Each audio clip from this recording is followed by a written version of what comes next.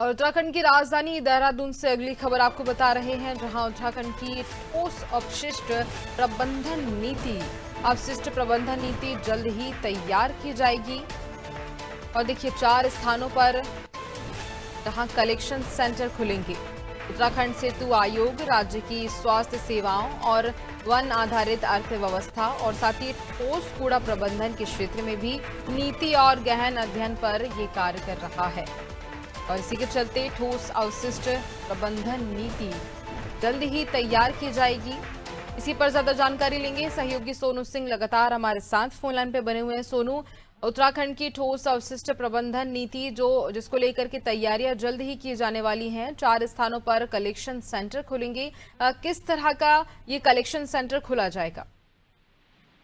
देखिए, जो सेतु आयोग है इसके स्तर से प्रयास किए जा रहे हैं कैसे एक अपशिष्ट प्रबंधन तंत्र जो है वो और उसको अस्तित्व में लाया जाए। लिहाजा इसके लिए ये प्रयास किए जा रहे हैं कि जल्द से जल्द जो है वो उत्तराखंड में ठोस अपशिष्ट प्रबंधन नीति को अस्तित्व में लाया जाए। और इसी के तहत अलग अलग स्थानों पर जो कलेक्शन सेंटर हैं खास तौर पर वो खोले जाएंगे। अभी फिलहाल 4 कलेक्शन सेंटर को खोलने की बात कही जा रही है। जैसे जैसे ये प्रयास सफल होंगे वैसे वैसे कलेक्शन सेंटरों का दायरा भी बढ़ाया जाएगा। खास तौर से स्वास्थ्य सेवाओं को लेकर के, वन आधारित जो अर्थव्यवस्था है इसको लेकर के, जो कचरा है इस कचरे का जो प्रबंधन तंत्र है वो कैसे और बेहतर हो सकता है।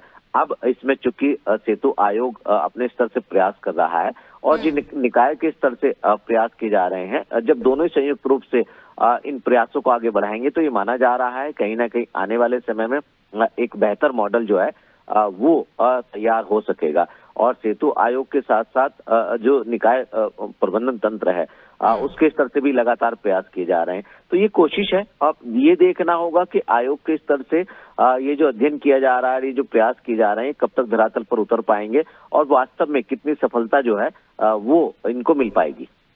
बिल्कुल देखने वाली बात होगी कि कब तक इनको सफलता मिल पाएगी। लेकिन जिस तरह से जो तैयारियां की जा रही हैं, क्या कुछ ऐसा सोचा गया है जिसको लेकर के इस कलेक्शन सेंटर बनाए जाने की तैयारी की जाएगी? सोनू, अब देखिए, कोशिश की जा रही है, अलग अलग क्षेत्रों में आयोग के स्तर से प्रयास किए जा रहे हैं। प्रयास इस बात के भी किए जा रहे हैं न सिर्फ अपशिष्ट प्रबंधन नीति को अस्तित्व में लाया जाए बल्कि जो पशुपालन है, डेयरी व्यवसाय है, इसको भी बढ़ावा दिया जाए।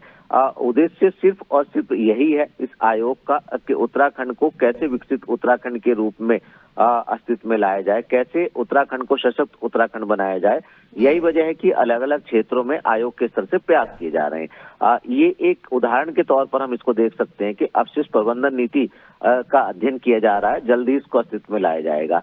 चूंकि उत्तराखंड के विकास से जुड़ा हुआ मामला अलग अलग सेक्टर में प्रयास किए जा रहे हैं, जैसा कि हम अभी जिक्र भी कर रहे हैं इस बात का कि स्वास्थ्य सेवाओं से संबंधित वन आधारित जो अर्थव्यवस्था है इसको और इसके साथ साथ अपशिष्ट जो कूड़ा प्रबंधन तंत्र है इसको लेकर के ये प्रयास किए जा रहे हैं। अब ये देखना होगा ये जो नई नीति की बात आयोग के स्तर से की जा रही है इसमें और कितने नए पहलुओं को शामिल किया जाएगा और वास्तव में उत्तराखंड कितना सशक्त इस तरह के प्रयास से हो पाएगा, ये भी देखना होगा।